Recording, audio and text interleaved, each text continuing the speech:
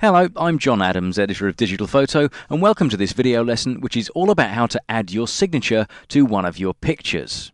You can do this using Photoshop or Elements, and there are lots and lots of different ways of achieving the result. What we're going to do though is show you the easiest way and reveal a nice permanent solution so you can actually have your signature introduced as a brush. It'll be part of your brushes palette, so you can then just add your signature to a picture with one click of the mouse. And you can vary the color of the signature, the size of it, all sorts of things. In fact, all the normal things you can do with any brush, you can do with this new custom signature brush that we're going to make. Let's see how it's done. Well, the first thing you need to do, let's get rid of this picture for now. Let's just bring up our signature. Take a picture of your signature. Now you can either scan it or you can just take a snap with your digital camera. Use black ink on a piece of white paper, and you'll end up with something like that, only obviously it'll have your name rather than Sam somebody.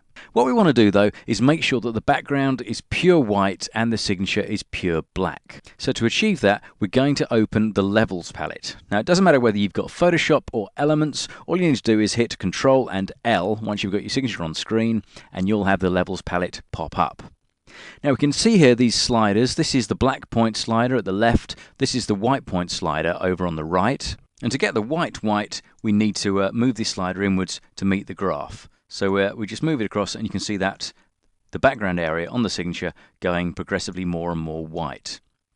Now a quicker way to do it, rather than messing about with the sliders, is you simply use these eyedropper tools. You've got black, midpoint and white. Click on the white one and then just click on the darkest part of the background, probably about there somewhere. Click once on that and you get an instant white result. And the histogram, the graph here, changes to correspond with the new white point you've just added. Once you've done that, you can simply move in the black point as well to get a nice result on the signature, on the text itself. Something like that looks pretty good. And we're done. Just click OK, and you've got a nice black and white signature.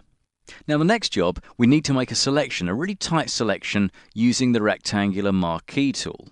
So pick up the rectangular marquee. That's in Elements and Photoshop, so just use whichever package you've got, and then draw around. Now, if you haven't got it too tight, what you can do is hold down the spacebar before you let go of the mouse, and you can move that around. That's a really handy tip.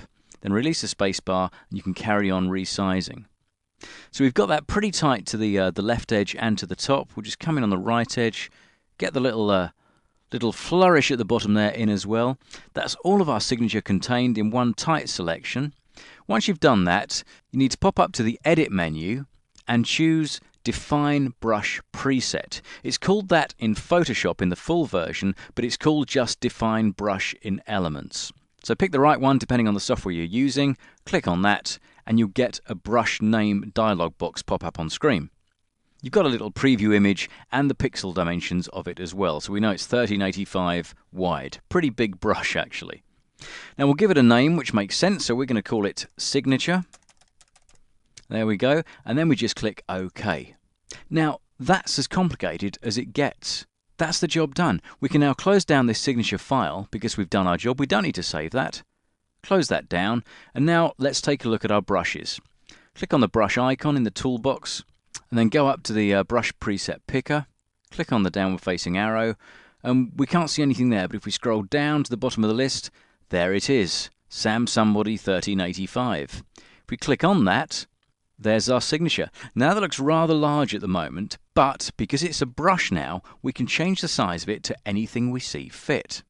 All you have to do is use the left or right square brackets keys to make it smaller or bigger.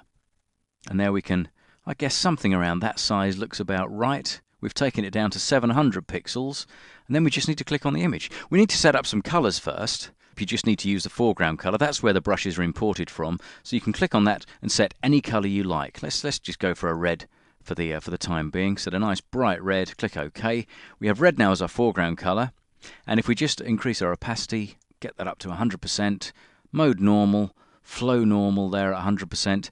We've got everything set up. If we click once now on the image, we get a signature. Look at that. There's our red signature, the red imported from the foreground color. And we can click as many times as we like, and we get instant signatures. Now, to avoid this kind of effect, let's just do a few undos. Control Z, then Control Alt Z, just a step back through the history. There we go. It makes more sense to put your signature on a separate layer. This just makes you get it absolutely right and exactly how you want it. And to do that, you need to open up the Layers palette. So just go to Window and choose Layers. There we go. That'll pop up on screen, and all you need to do is create a new layer. Just click on this icon at the foot of the Layers palette, click on it once, and you get Layer 1, a blank checkerboard Layer 1 sitting above the background layer.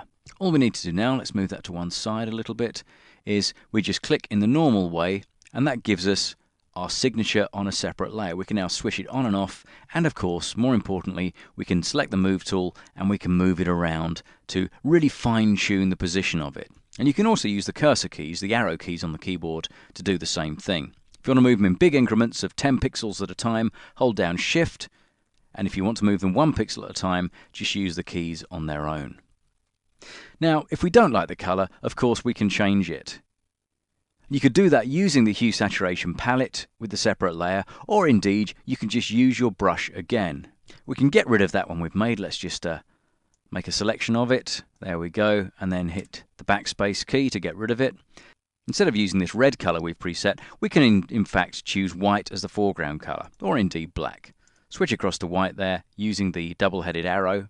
Then all we have to do, let's just get rid of that selection line there by pressing Ctrl and D. All we need to do is pick our signature brush, that's the brush tool, make sure the signature is selected. We set up the size we want. Let's go for a really big one there. There we go, 1300 pixels. We've got white as foreground. We can see where we're going to put our signature. One click, and there we have our wonderful signature. And once you are happy with the size and position of your signature, all you need to do is flatten the image. And to do that, you just go up to Layer and choose Flatten Image down at the bottom of the list. That then crunches your image into one single background layer. And the job's done. So you can pick your brush size using the square brackets keys. You can pick your brush color using the foreground color swatch there. All you need to do is decide where you want to put your signature and pick the appropriate color that gives you a good contrast between the signature and the background. That's it, and that signature will stay there in your brushes palette until you choose to delete it. So I hope that tip's useful for you. Give that a go, because if you want to add a personal touch, why not sign your work? Artists always do it, so why shouldn't photographers? Thanks for listening, and see you next time.